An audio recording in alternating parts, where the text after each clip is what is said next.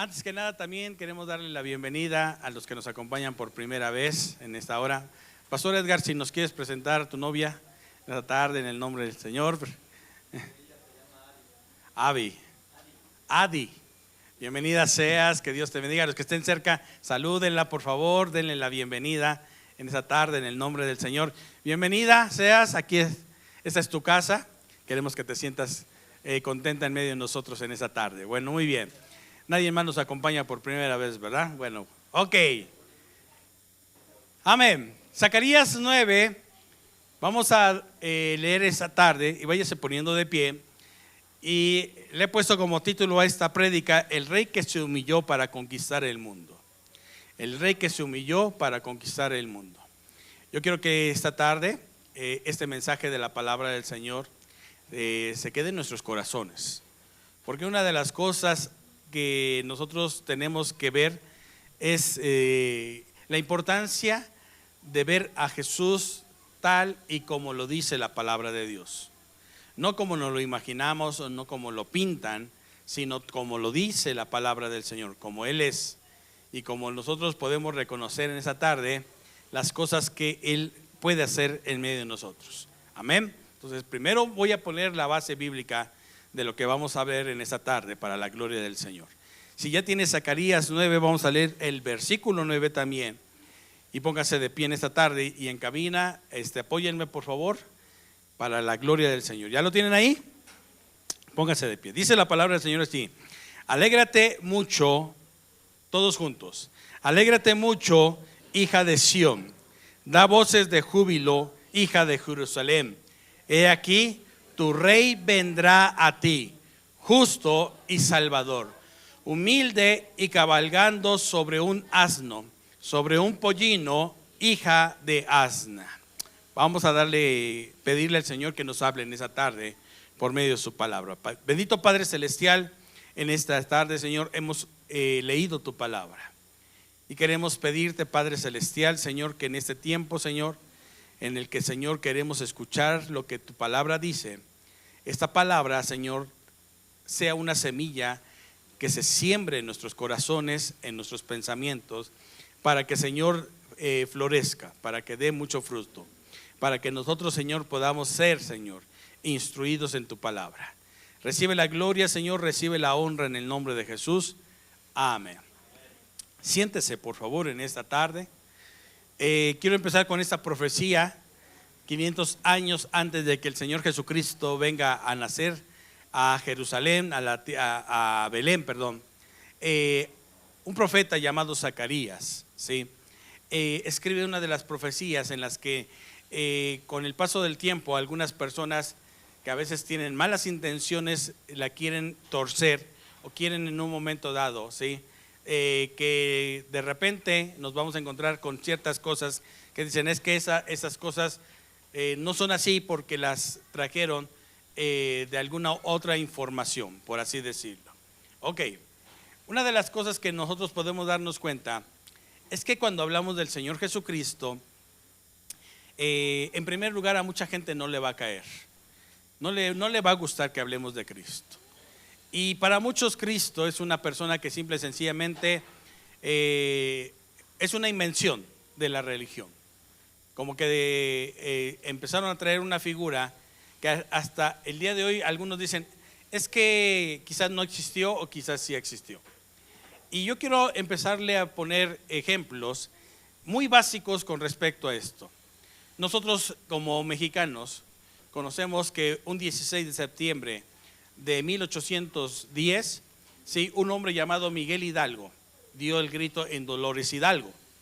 Y este hombre se levantó para empezar una independencia de los españoles. Ahora, sin embargo, usted no lo vio. ¿O sí lo vio? Alguien de aquí sí lo puede decir, yo sí lo vi, era así. Nadie lo vio. Sin embargo, creemos que Miguel Hidalgo existió, porque existen libros en los que nos narran acerca de lo que fue Miguel Hidalgo. Algunas cosas son ciertas, otras cosas no son ciertas de él. Algunas cosas dicen que en un momento dado él dijo vamos a ser libres de los españoles. Otros dicen que esa frase ni la dijo Miguel Hidalgo. Entonces, una de las cosas que es cierto es que sí hubo un hombre que se llamó Miguel Hidalgo y Costilla. Lo mismo que José María Morelos y Pavón. Es la misma persona, no voy a pensar como alguien un día pensó que era diferente personas con cuatro nombres diferentes, pero es la misma persona. En esos tiempos se acostumbraba. Si usted tiene por lo menos 2 nombres, dele gracias a Dios. Pero si ya tiene 3 nombres, pídale perdón a Dios. Bueno, muy bien. Y sucesivamente podemos encontrar en la historia personajes que sí existieron. Sí existieron. Hace 500 años, un hombre llamado Martín Lutero se levantó contra un sistema religioso que estaba trayendo hacia el mundo una decadencia humana. La religión también puede someter a la gente. La religión puede humillar a la gente. La religión puede levantar muchas mentiras en medio de la gente. Y Martín Lutero llegó el momento dado en que él camina de Alemania hacia Roma porque él quería pedir una indulgencia por un tío muerto. Y la historia dice que entonces Martín Lutero, al entrar a esta ciudad, a esta santa ciudad, lo primero que ve en sus calles es un lugar lleno de prostitución, prostitutas por muchos lados. Y él empezó a darse cuenta de que esa ciudad que la llamaban santa no era como tal, tan santa como nosotros a veces hemos pensado que no va a pasar ese tipo de cosas. Lleno de burdeles en los que la gente se emborrachaba, salía totalmente alcoholizado, ¿sí? Pero otra cosa que le sorprendió a Martín Lutero fue que vio a un hombre protegido con una armadura, escoltado por una escolta en la que en un momento dado este hombre era inalcanzable, ¿sí? Y en ese tiempo ese fue el Papa que en el tiempo de Martín Lutero así le llamaban, ¿sí? Cuando llega Martín Lutero a lo que hoy se conoce como la Basílica de San Pedro, la historia dice que este hombre llegó a un lugar lleno de mesas donde se les vendían unas hojitas que se llaman hoy se conocen como indulgencias.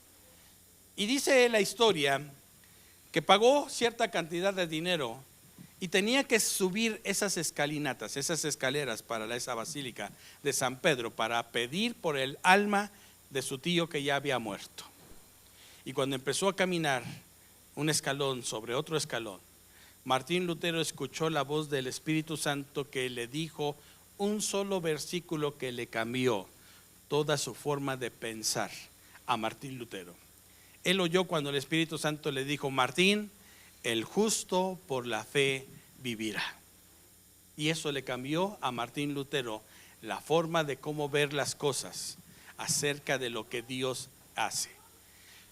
De ahí Martín Lutero empezó a investigar, ¿sí?, la vida acerca de Jesús, cómo Él nos redimió por gracia.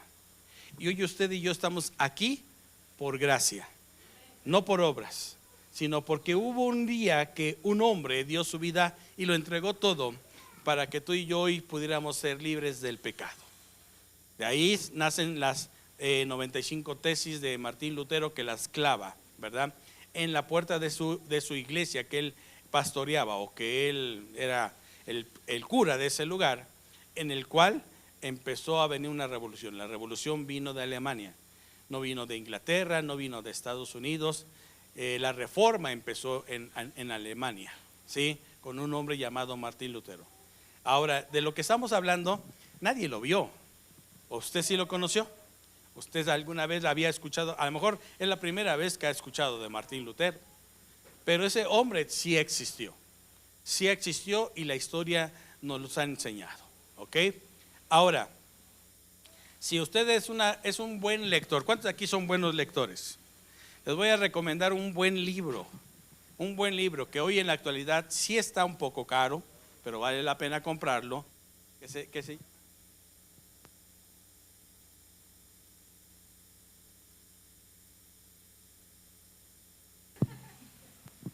Ok. Este libro se llama Evidencias que exige un veredicto. Y ese hombre que hace ese libro, Evidencias que existe un veredicto, era un abogado. Bueno, sí era un abogado, ya falleció el hermano. Pero era un ateo. Él no creía que Dios fuera real, mucho menos que Jesús hubiera existido. Gracias. Gracias, se oye mejor, ¿verdad? Bueno, la cosa es que este hombre debatía con sus compañeros en la universidad, en una universidad allá en Estados Unidos. Y él quería tener la razón acerca de que Jesús había sido real. Y él llegó a un momento dado que dijo: voy a hacer un libro y les voy a demostrar con una investigación que yo haga cómo lo que ustedes dicen de Jesús es pura farsa. Ese hombre es un hombre que ni existió, es lo más mentiroso que la humanidad haya inventado. Y entonces este hombre se dio la tarea de empezar a hacer una investigación acerca de la vida de Jesús. Y tomó 4 evangelios acerca de Jesús: Mateo, Marcos, Lucas y Juan.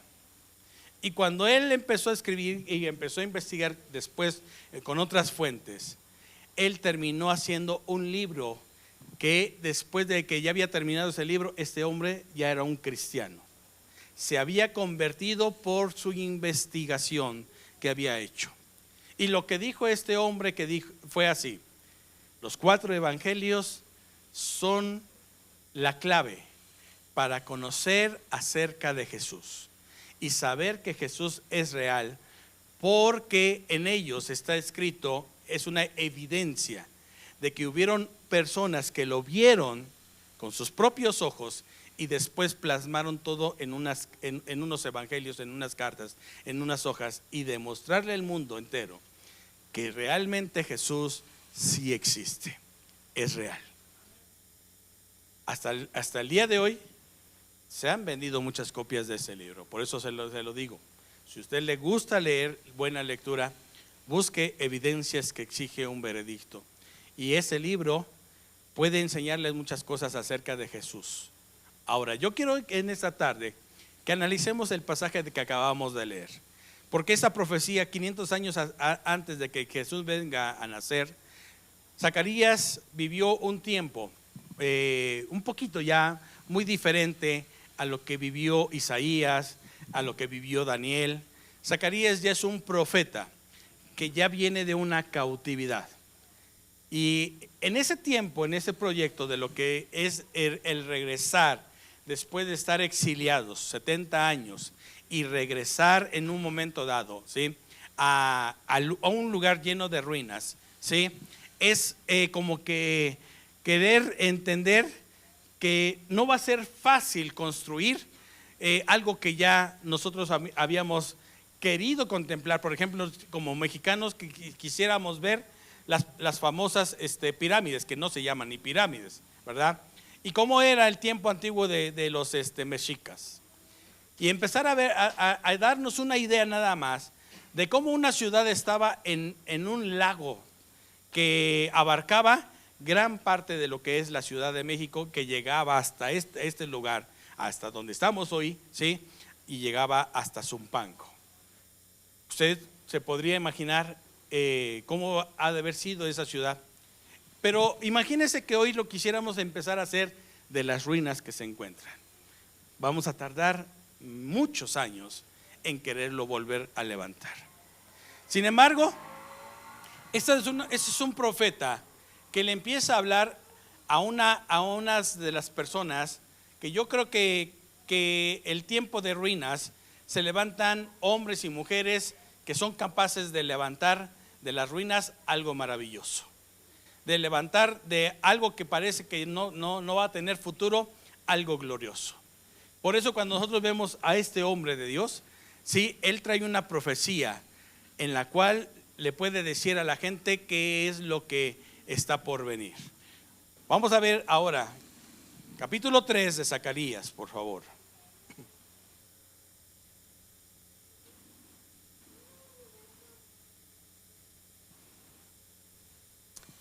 Y vamos a empezar con esto para que veamos qué es lo que está sucediendo en ese tiempo.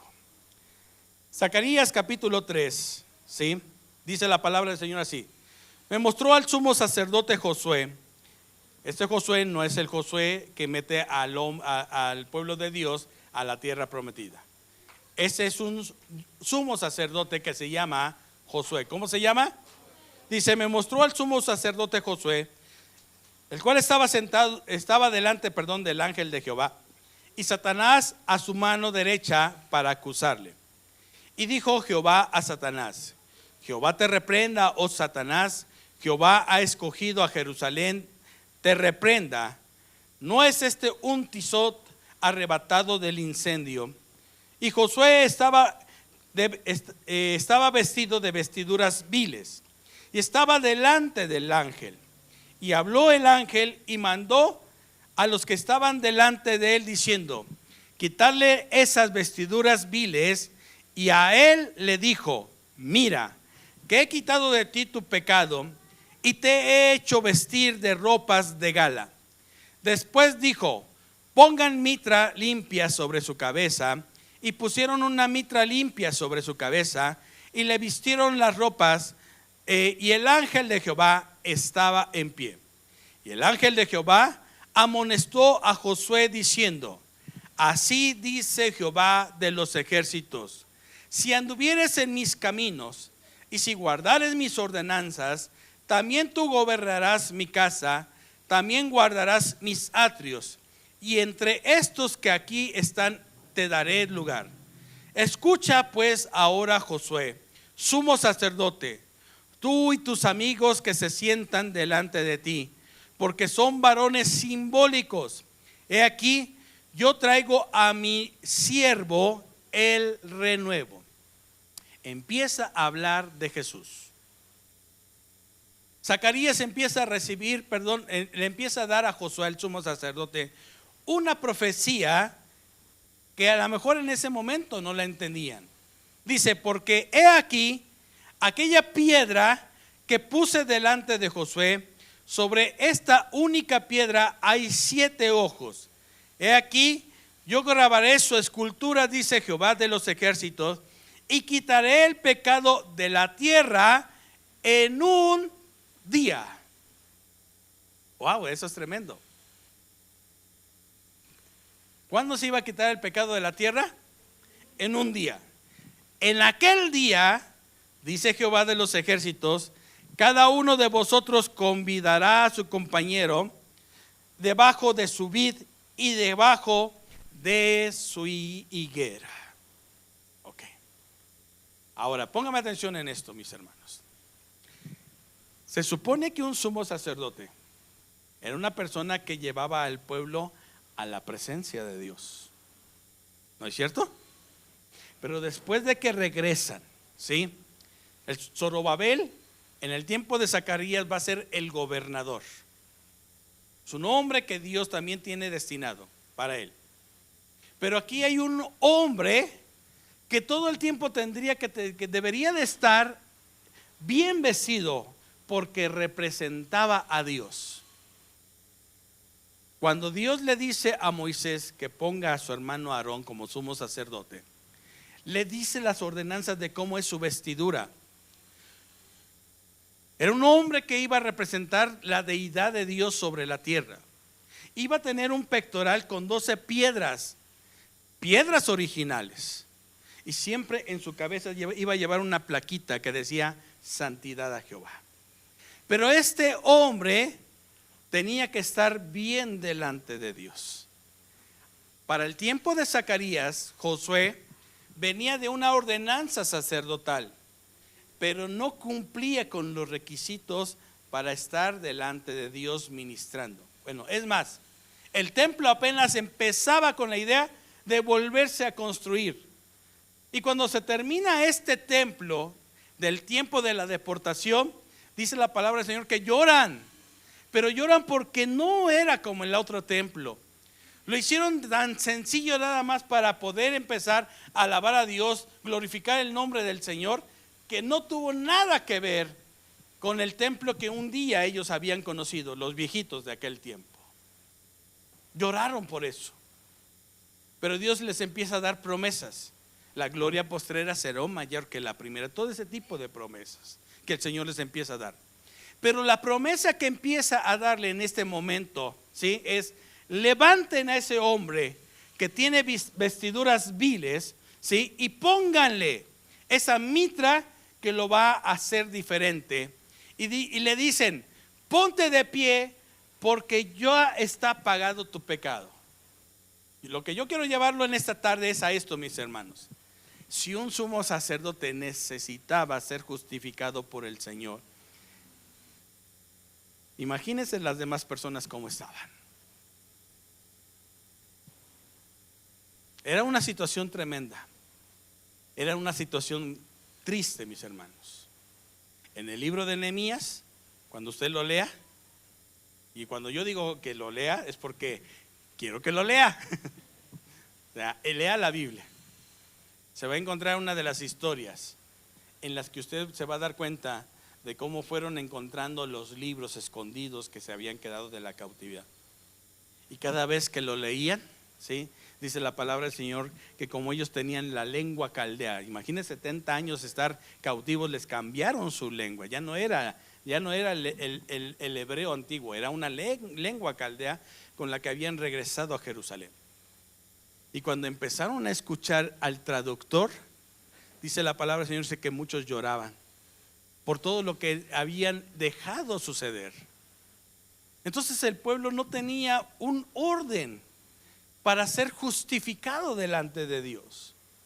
Y lo primero que tiene que Dios alinear es a un hombre llamado Josué, que sus vestiduras estaban como viles. Eso dice la palabra del Señor. No estaba para estar presente, para estar ministrando al Señor. ¿Sí me estoy dando a entender en esa tarde? Imagínese en esos tiempos, si nosotros no conociéramos quién es nuestro rey. Tendríamos que estar dependiendo de un hombre y pensar en un momento dado si calificaba. Ahora, no iba a ser fácil. ¿Por qué? Ahora denle vueltas, por favor, una sola página a este mismo profeta. Capítulo 4 de Zacarías. Y dice el versículo 1: volvió el ángel que hablaba conmigo y me despertó como un hombre que es despertado de su sueño. Y me dijo: ¿qué ves? Y respondí: he mirado y he aquí un candelero, ¿verdad? Candelabro, perdón, todo de oro, con un depósito encima y 7 lámparas encima del candelabro y 7 tubos para las lámparas que están encima de él. Y junto a él 2 olivos, el uno de la derecha del depósito y el otro de su izquierda. Proseguí diciendo a aquel ángel que hablaba conmigo: ¿qué es esto, Señor mío? Y el ángel que hablaba conmigo respondió y me dijo: ¿no sabes qué es esto? Y dije: no, Señor mío. Entonces respondió y me habló diciendo: esta es palabra de Jehová a Zorobabel, que dice: no es con ejército ni con fuerza, sino con mi espíritu, ha dicho Jehová de los ejércitos. Qué maravilloso. Aquí ya el gobernador está delante del Señor, también recibiendo una palabra de parte del Señor por medio de Zacarías. Y empieza a haber un momento en el que no tienen cómo construir, no tienen cómo edificar. Y ellos quieren tener la seguridad de cómo hacer las cosas. Y lo único que ellos reciben es: no es con ejército, no es con fuerza, es con el poder de Dios que desciende de lo alto. Y parece que entonces todo se va acomodando, ¿sí, mis hermanos? Hasta ahora aquí vamos al capítulo 9, en el que yo quiero ya empezar.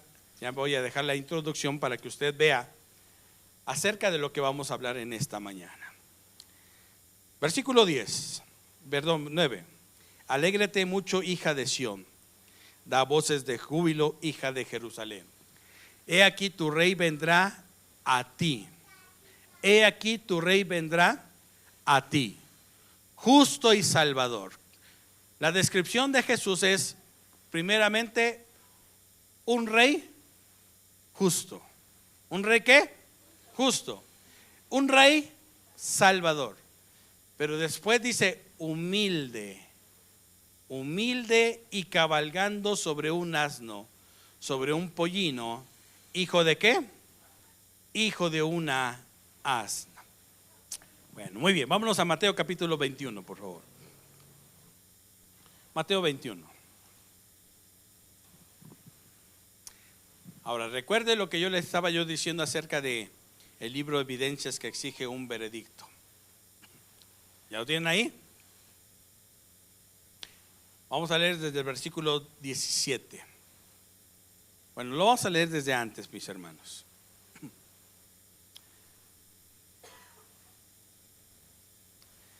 Vamos a leerlo desde el versículo 1.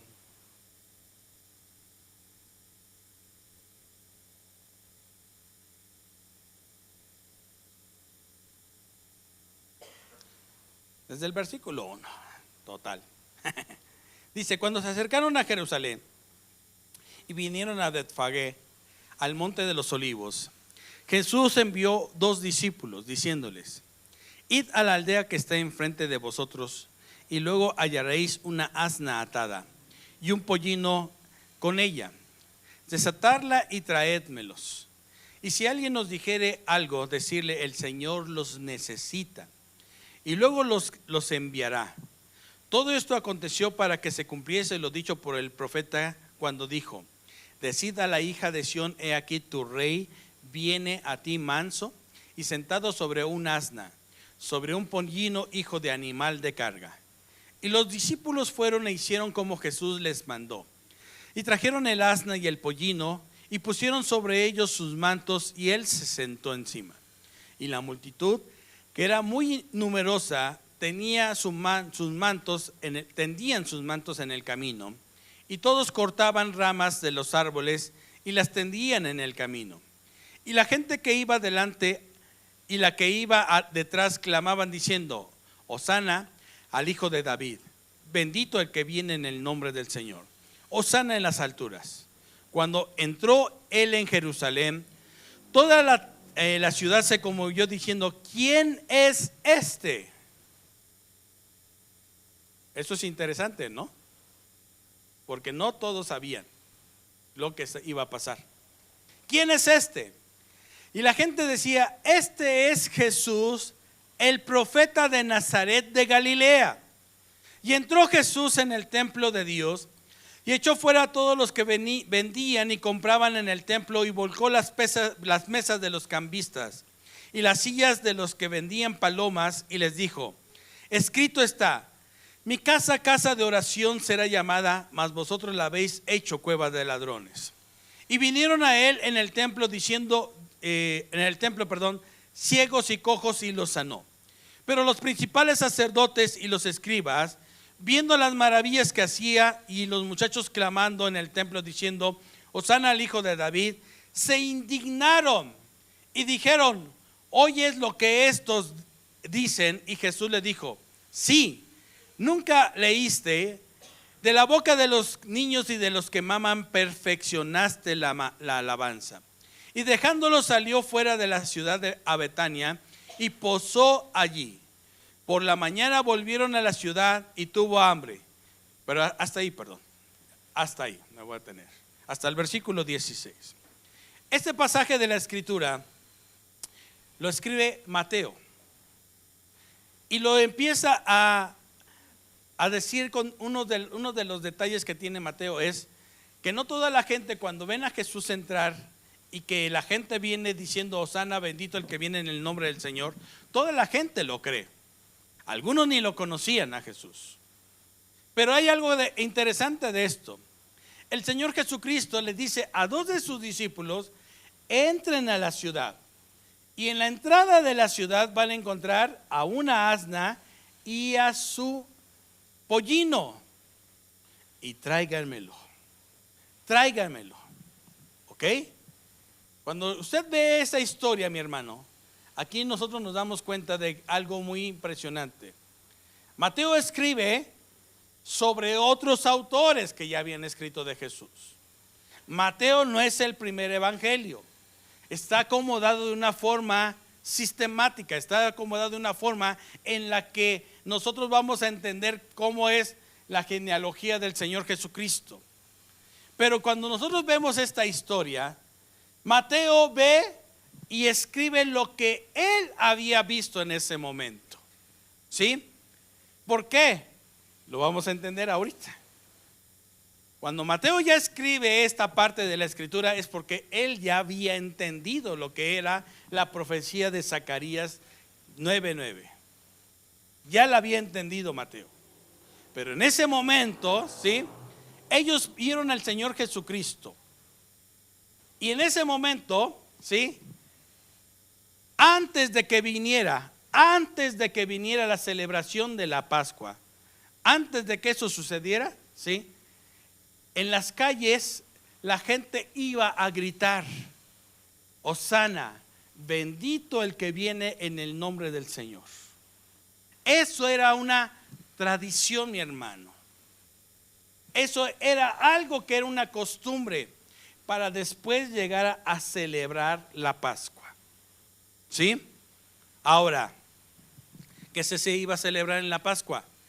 La salida del pueblo de Israel de Egipto, salir de una esclavitud. Por eso yo quiero que usted me ponga atención en todos estos detalles, porque Mateo escribe, algunos decían: ¿quién es este? ¿Quién es qué? Este. Ahora, vamos a ver, a diferencia de un hombre que tiene una revelación, que me gusta mucho lo que dice Juan capítulo 12. Vámonos para allá. Juan capítulo 12.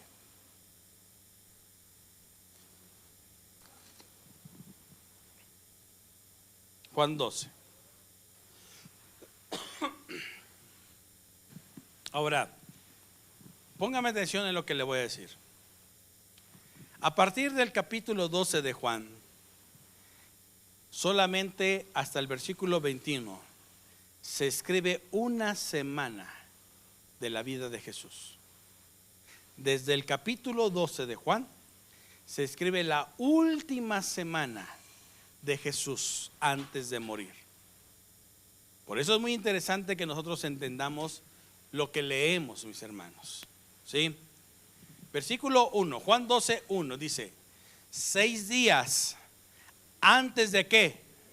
De la Pascua, vino Jesús a Betania, donde estaba Lázaro, el que había estado ¿qué?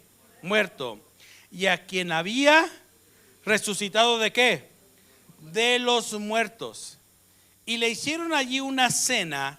Marta servía y Lázaro era uno de los que estaban sentados a la mesa con él.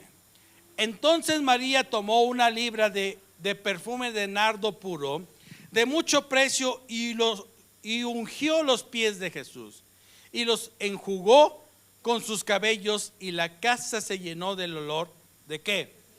De su perfume. Y dijo uno de sus discípulos, Judas Iscariote, hijo de Simón, el que había de entregar: ¿por qué no fue este perfume vendido por 300 denarios y dado a los pobres? Pero dijo esto no porque se cuidara de los pobres, sino porque era ladrón y tenía la bolsa y sustraía de lo que se echaba en ella. Entonces Jesús dijo: déjala, para el día de mi sepultura ha guardado esto, porque a los pobres siempre los tendréis con vosotros, mas a mí no siempre me tendréis. Gran multitud de los judíos, escuche esto, gran multitud de los judíos supieron entonces que él estaba allí y vinieron, no solamente por causa de Jesús, sino también eran chismosos, para que ustedes entiendan, sino por causa de ¿qué? Para ver a Lázaro, que había resucitado de los muertos. Pero los principales sacerdotes acordaron dar muerte también ¿A quién? Entonces ya habían planeado también matar ¿a quién? A Jesús. ¿Cómo que a Lázaro 2 veces? O sea, 3 veces lo iban a matar. A Jesús. ¿Ok? A ver, piénsele un poquito, por favor. Aquí hay algo que yo quiero que usted vea esta historia. Jesús está 6 días antes de la celebración de la Pascua. ¿Cuándo se debe de celebrar la Pascua? ¿Cuándo se debe de celebrar? Según la tradición. A ver, ¿quién dice el viernes? Levante la mano. ¿Quién dice el sábado? A ver. Porque dicen, no, es que nosotros lo celebramos el viernes porque en Iztapalapa lo celebran el viernes. Y ya se hizo a eso una costumbre. ¿No es cierto? ¿Verdad? Ahora, Jesús no muere un viernes. Jesús no muere el viernes. Eso fue una tradición. Y eso fue una mentira también. Según el profeta Daniel, Jesús muere a la mitad de la semana. ¿No es cierto? ¿Cuál es la mitad de la semana? Si domingo es el primer día, ¿cuántos días tiene la semana? Domingo 1, lunes 2, martes 3. ¿Cuál sería la mitad de la semana? El miércoles. ¿Sí? ¿Ok? ¿Estamos de acuerdo? Ok. Ponga atención por favor en lo que estamos viendo aquí. ¿Sí? Porque si nosotros después le quitamos los 6 días, Jesús está llegando a la casa de un hombre que se llamaba Simón el leproso. Lo hacen una cena porque había sanado a un hombre leproso llamado Simón. Pero ya había resucitado a un muerto. Ahora escuche esto. Según lo que acabamos de leer en Zacarías, ¿sí? La persona que iba a cumplir todo esto iba a ser una persona que también hiciera milagros. Hasta el día de hoy en el Antiguo Testamento, ¿sí? Solamente se conocen 2 clases de resurrección, más bien 2 milagros, perdón, corrijo. 2 milagros de resurrección, según en el Antiguo Testamento. ¿Quién? Primero, el profeta Elías resucita a un niño. ¿No es cierto? ¿Sí o no? ¿Verdad? Y después Eliseo ya estando muerto, ¿sí? Lo sepultan y ya cuando son puros huesos de Eliseo, escarban esa tumba para echar a otro.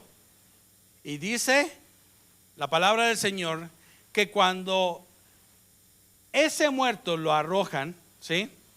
Y toca los huesos de Eliseo, ¿qué sucede? Resucita.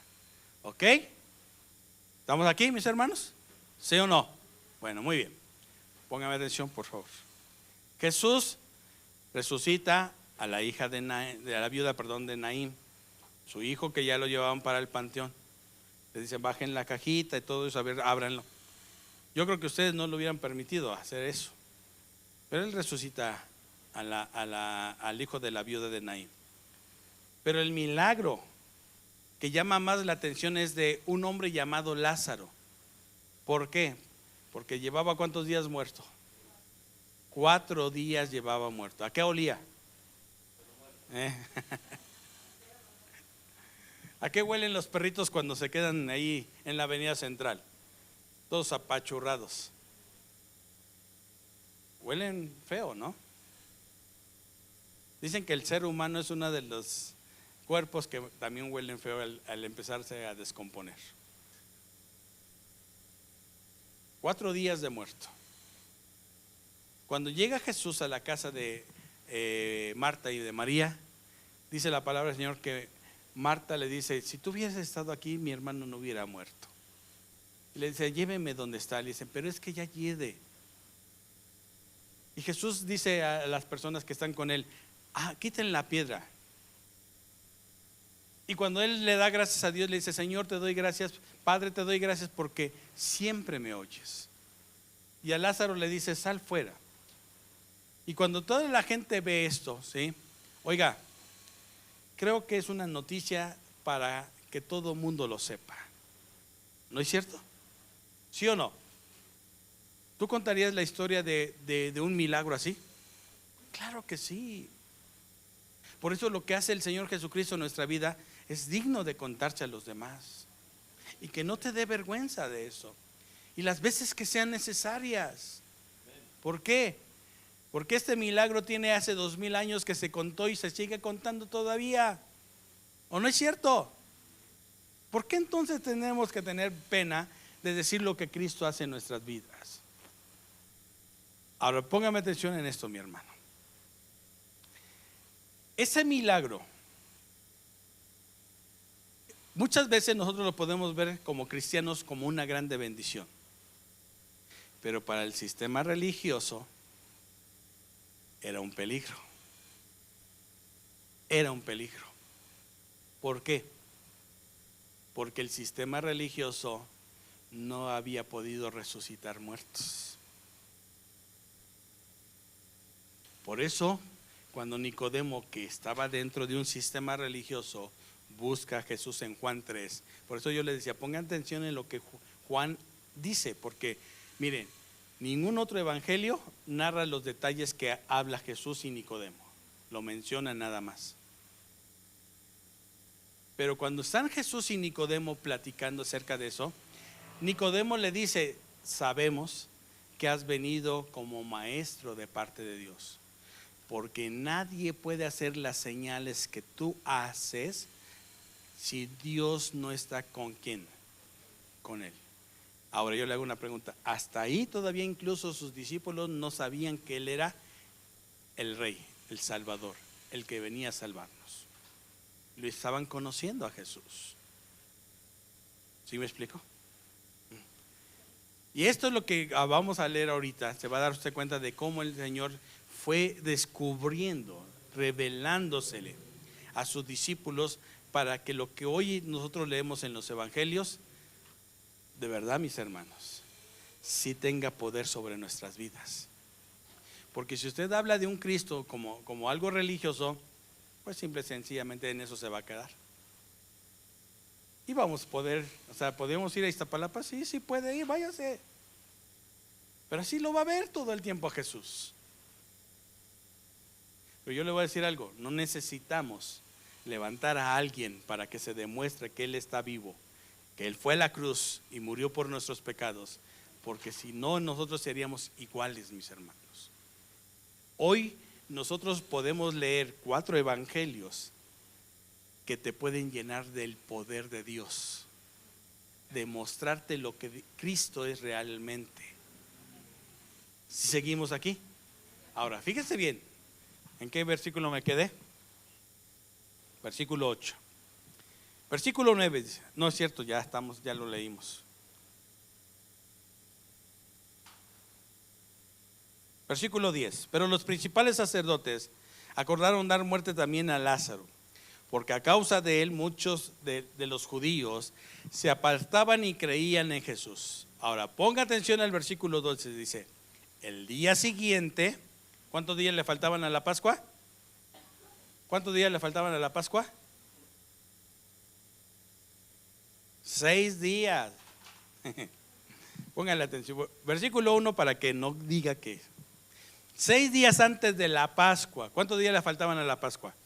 6 días. Ahora, versículo 12. El día siguiente. ¿Cuántos días ahora ya le faltaban a la Pascua? 5. El día siguiente, el siguiente día, grandes multitudes que habían venido a la fiesta, al oír que Jesús venía a Jerusalén, tomaron ramas de palmeras y salieron a recibirle y clamaban: Hosana, bendito el que viene en el nombre del Señor, el Rey de Israel. A ver, quiero ver si de verdad la iglesia está comprendiendo todo esto.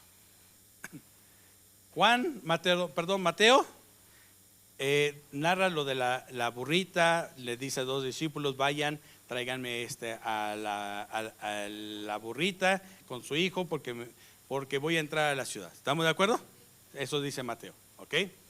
Mateo no menciona lo de la cena que le prepararon a Jesús y cómo la gente quería estar en el chisme porque había un hombre que había resucitado y habían ido todos a la cena. ¿Cierto o no es cierto? ¿Ya vamos bien hasta ahí? ¿Vamos bien hasta ahí?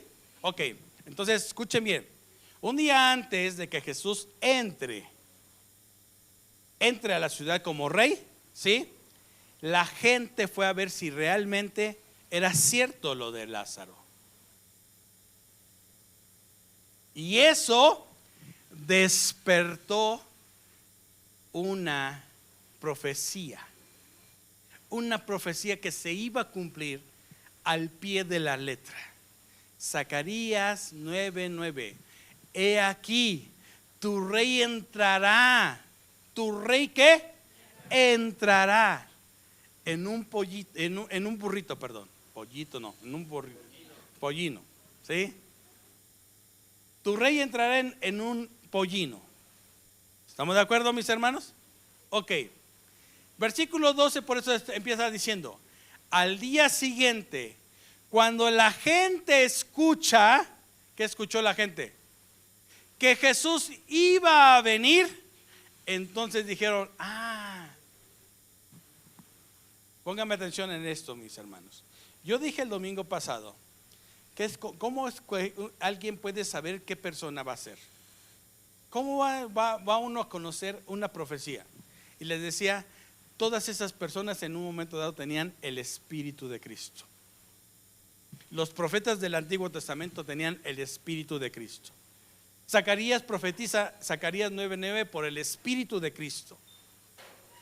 Y eso es algo que en un momento dado se empieza a tener una identidad, mis hermanos. Nunca he escuchado que entre el noviazgo dicen: es que somos almas gemelas. O sea, es lo que están queriendo decir. O sea, como que estabas tan lejos y todo eso, y de repente nos encontramos en el aeropuerto y no, es que hay algo que, lo que dice David, un abismo llama a otro abismo, y en algún momento eso se va a llegar a unir, mi hermano. ¿Sí? ¿Yo qué tenía que ir a hacer a Ciudad Juárez? Allá me encontré en Ciudad Juárez a mi alma gemela. ¿Ya lo está entendiendo? ¿Sí? 500 años está profetizando Zacarías. Esta profecía que no había sido cumplida en nadie. Es más, hace rato yo decía, algunos dijeron: no, es que eso se lo compraron a Alejandro Magno, porque un día Alejandro también entró montado en un burrito. Y por eso lo pusieron en la historia de Jesús, para que se viera como que esa profecía se iba a cumplir. Por eso atacan mucho la palabra de Dios. Pero 500 años se estaba moviendo el Espíritu de Cristo para que en el momento exacto esa palabra se cumpliera y tuviera que aplicarse solamente en una sola persona, mi hermano. En una sola persona. Y no era ni sumo sacerdote, no era ni como Josué. Era un hombre que su oficio había sido ser un carpintero. Hasta los 30 años Jesús había sido un carpintero. Después empieza un ministerio hablando del reino de Dios, demostrándoles cómo era el reino de Dios, haciendo milagros, haciendo maravillas. Y cuando esto sucede, dice la palabra del Señor: al día siguiente, grandes multitudes se habían venido a la fiesta. Al oír que Jesús venía a Jerusalén, tomaron ramas de palmeras y salieron a recibirle y clamaban: Hosana, bendito el que viene en el nombre del Señor, el Rey de Israel. Y halló Jesús un asnillo y montó sobre él, como está escrito: no temas, hija de Sión, he aquí tu rey viene montado sobre un pollino de asna. Estas cosas no las entendieron sus discípulos al principio, pero cuando Jesús fue glorificado, entonces se acordaron de que estas cosas estaban escritas de él y de que se habían de que se las habían ¿qué? Hecho. ¿Ya lo entendió ahora sí? Ahora, ¿cómo ve usted a Jesús hoy? Porque también yo le puedo recomendar que vea la pasión de Cristo si quiere llorar, si quiere sentirse culpable, si quiere sentir como un momento así que, ay, por mi culpa, por mi pecado. Es cierto, Jesús fue a la cruz del Calvario por nuestros pecados. Pero hay algo más cierto que traspasa todo eso. Hebreos capítulo 4, por favor. Hebreos 4.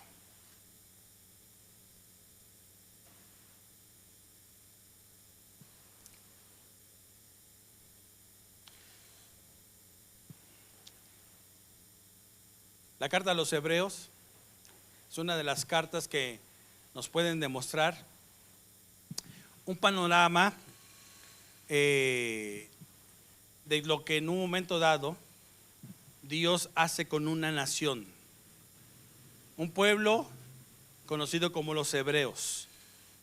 Y cuando nosotros vemos al autor de esta carta a los hebreos, ¿sí?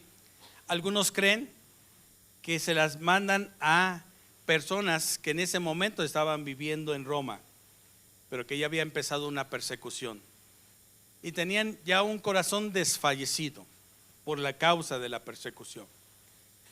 Y el autor empieza diciéndole: Dios, habiendo hablado de muchas formas de diferentes tiempos a través de los profetas, hoy nos habla por medio de Jesucristo, dice el libro, la carta a los Hebreos.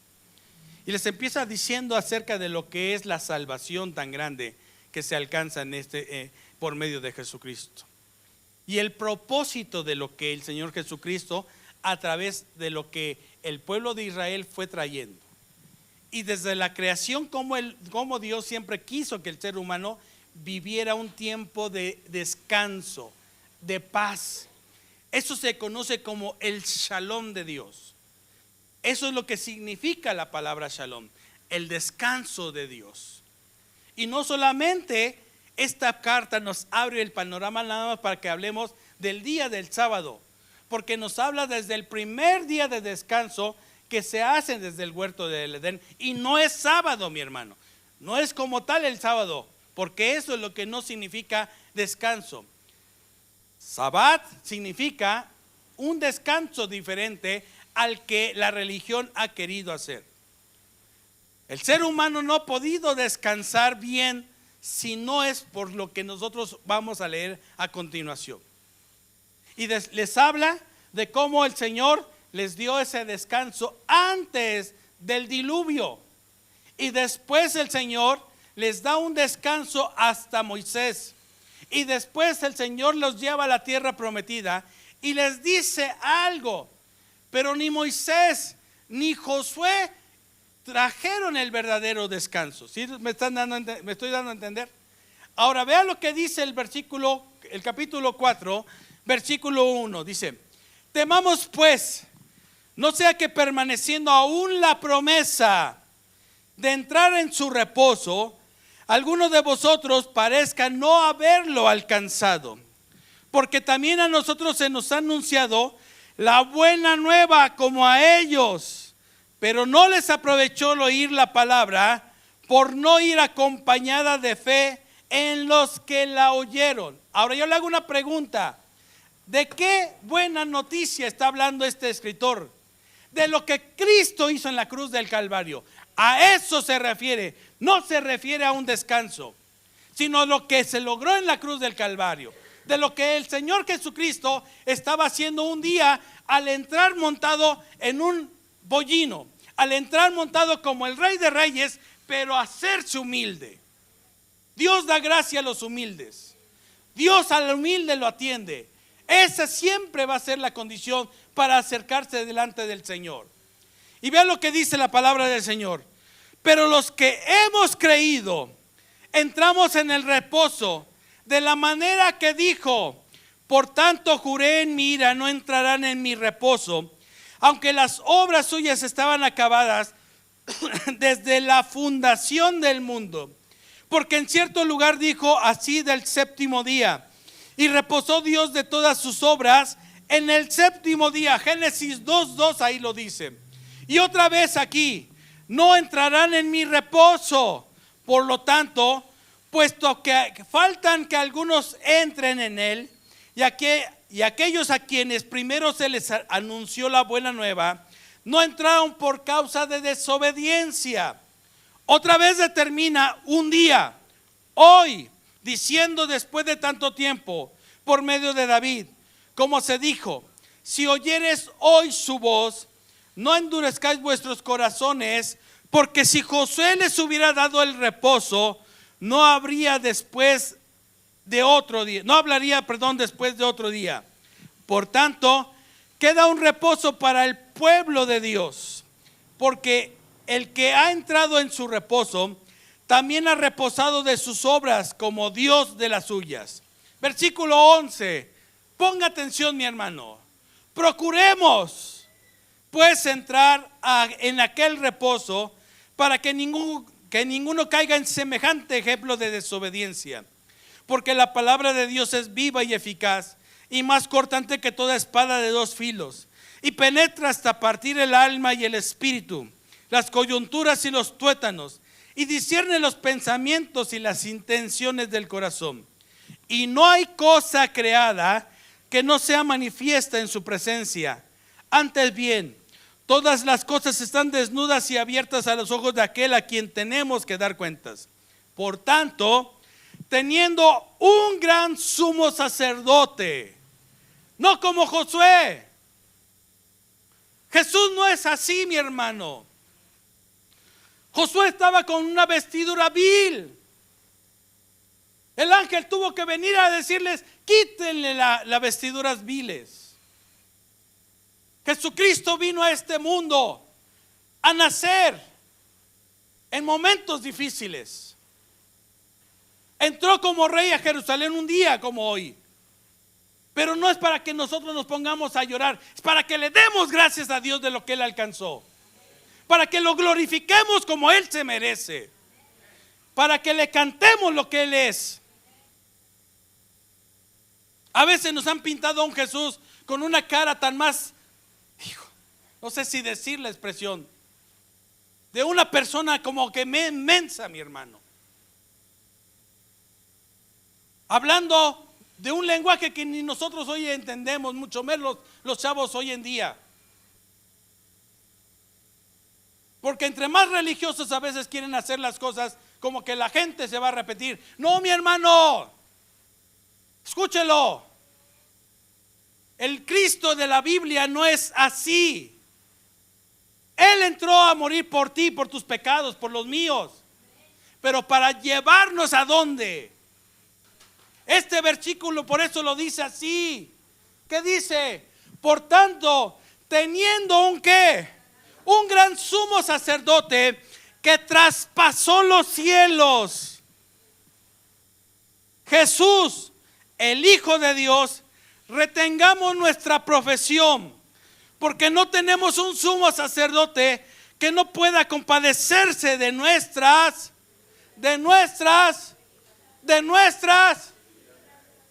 todas las que yo tengo, de nuestras debilidades, sino uno que fue tentado en todo según nuestra semejanza, pero sin se parecía a Josué. No, mi hermano. Versículo 16. Acerquémonos, chillando dice.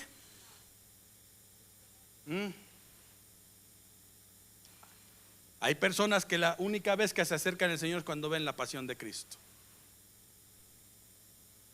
Acerquémonos pues confiadamente. ¿Hasta dónde? ¿Hasta dónde? ¿Hasta dónde? Hasta el trono de la gracia. ¿Hasta el trono de qué? Para alcanzar misericordia y hallar gracia para el oportuno socorro. Se dejó matar por nosotros, se dejó humillar por nosotros, pero lo que consiguió es acercarte al trono de la gracia.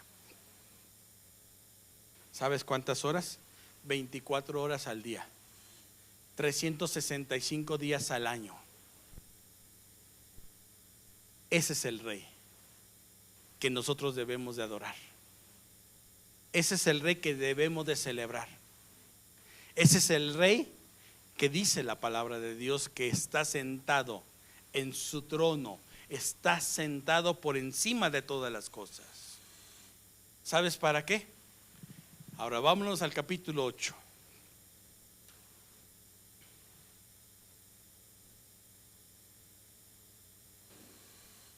No, perdón, capítulo 7.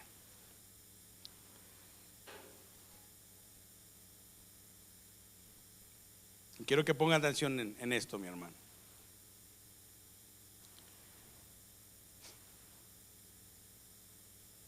Versículo 11 lo voy a leer para ir terminando. Vaya subiendo el grupo de alabanza, por favor, en esta tarde. Si pues la perfección fuera por el sacerdocio levítico, porque bajo él recibimos el pueblo la ley, ¿qué necesidad habría aún de que se levantara otro sacerdote según el orden de Melquisedec, y no fuese llamado según el orden de Aarón? Porque cambiado el sacerdocio, necesario es que también haya cambio de ley. Y aquel de quien se dice esto es de otra tribu, de la cual nadie sirvió al altar. Porque manifiesto es que nuestro Señor Jesucristo vino de la tribu de Judá, de la cual nada habló Moisés tocante al sacerdocio. Y esto es aún más manifiesto, si a semejanza de Melquisedec se levanta un sacerdote distinto, no constituido conforme la ley del mandamiento acerca de la descendencia, sino según el poder de una vida indestructible, pues se da testimonio de él: tú eres sacerdote para siempre, según el orden de Melquisedec. Versículo 18 dice: queda pues abrogado el mandamiento anterior a causa de su debilidad e ineficacia. ¿De quién hablábamos al principio? De un Josué, un hombre que tuvieron que, a pesar de cómo estaba, ordenarlo para que se pusiese como sacerdote. Pero era deficiente, mi hermano. Póngame atención, por favor. Versículo 19. Pues nada perfeccionó la ley, y de la introducción de una mejor esperanza, por la cual nos acercamos a Dios.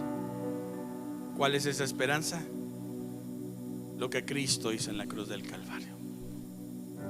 Y esto fue hecho sin juramento, porque los otros ciertamente sin juramento fueron hechos sacerdotes, pero este con juramento, del que dijo: juró el Señor y no se arrepentirá, tú eres sacerdote para siempre según el orden de Melquisedec. Por tanto, Jesús es hecho fiador de un mejor pacto. Y los otros sacerdotes llegaron a ser muchos, debido a que por la muerte no podían continuar. Mas este, por cuanto permanece para siempre, tiene un sacerdocio inmutable, por lo cual también puede salvar perpetuamente a los que por él se acercan a Dios, viviendo siempre para interceder por ellos. Porque tal sumo sacerdote nos convenía, santo, inocente, sin mancha, apartado de los pecadores y hecho más sublime que los cielos, que no tiene necesidad cada día, como aquellos sumos sacerdotes, de ofrecer primero sacrificios por sus propios pecados y luego por los del pueblo, porque esto lo hizo una vez para siempre, ofreciéndose a sí mismo, porque la ley constituía sumos sacerdotes a débiles hombres, pero la palabra del juramento posterior a la ley, al Hijo, hecho perfecto para siempre. Este es el Cristo. Este es el Cristo, el Rey de Reyes, el Señor de Señores, el que un día Él mismo sabía que esa era la última semana, iba camino a la muerte, pero ya lo había conquistado todo. Según Juan, según Lucas, dice que un día cuando lo vieron hacer un milagro, lo quisieron tomar y proclamarlo rey, y él dijo: espere, todavía no es tiempo. Se apartó de ellos. Pero ahora, cuando la gente empieza a darse cuenta de lo que es capaz de hacer este rey, lo montan en un burrito, en un pollino, y empieza él a cruzar todo Jerusalén. Y el Espíritu de Cristo empieza a hablar por la gente: bendito el que viene en el nombre del Señor, el Rey de Israel. Es que es el Rey, es que Él es Rey, es que Él está ahora en su trono. Él es grande, mi hermano. Una sola vez lo hizo para siempre. Y desde ese día hasta el día de hoy, todo el que se acerca a Él y le cree, entra en su reposo. Entra en su reposo, mi hermano. Hay enfermedades, claro, pero el Rey ordena y se van las enfermedades. Hay problemas familiares, claro, pero cuando el Rey gobierna, todo eso se va. La pregunta aquí es, mi hermano, ¿en qué Rey sigues creyendo tú? ¿En el que nos han contado los demás? ¿En el que la gente en esta semana lo quiere celebrar? ¿O en el que todos los días tú y yo lo podemos alabar y honrar y glorificar? Ponte de pie en esta tarde. Y yo quiero que en esta tarde, mi hermano, tú y yo adoremos con todo el corazón, lo exaltemos, lo honremos, porque el Rey vive. El Rey vive. El Rey vive, mi hermano, y está sentado en su trono. Y lo que Él en esa tarde quiere escucharte a ti es: ¿qué le trae tu corazón? ¿Qué le trae tu corazón? Si Él te hizo libre, vive como libre. Si Él te sanó, vive como sano. Pero demuéstraselo en esta tarde. Demuéstraselo en esta tarde. Y que lo podamos cantar con todo el corazón. ¿Se lo puede cantar en esa tarde? Díganlo ahí. Al borde